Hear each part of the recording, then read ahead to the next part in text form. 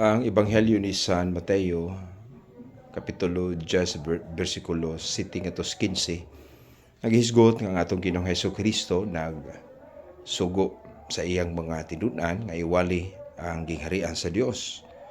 Ayuhang masakiton, banhawa ang mga minatay, hinlui ang mga sanlahon o uban pa nga kabahin sa misyon.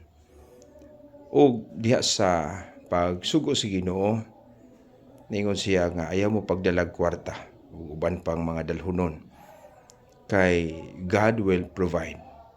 So usa kini ka nindot nga pagpahinomdom kanato nga diha sa atong misyon isip Kristohanon, ang misyon nga mapadayag nato ang gugma sa Ginoo ngadto sa katawhan.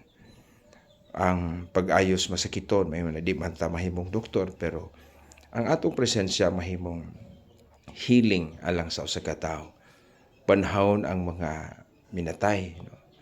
Kay dughang mga tawo nga medyo namatay na ang ilang paglaom, nakita mahimong instrumento nga mabanhaw, no? Hindi gyud necessary nga namatay diha imong banhawon.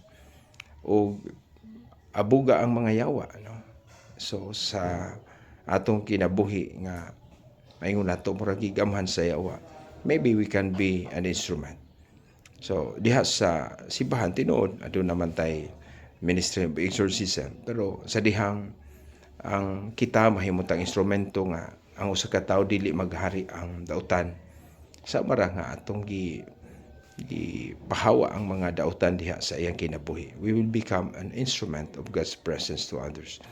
O secondly, maigsuon ningon magino ayaw pagdala og kwarta o sa pay dili padala, hindi gini magdag ilisan, pero but pasabot sa Ginoo nga ayaw kabalaka ani mga butanga kay ihatag ra nimo.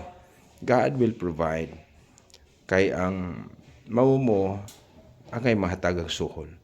O tingali murag sa kinabuhi namong mga pare, wala mi dadala gyud gikan sa among kaugalingon, pero God, the people provide us everything.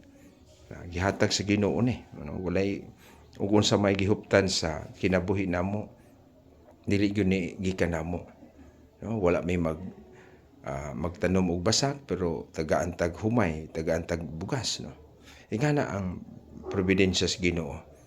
Og tingali sa atong misyon, mao ni ang dakong problema kung mabalaka kag unsa imong kanon, sa imong imnon o sa imong kwarta, mao na makababag gyud di ay kung mao na imong gihuna-huna.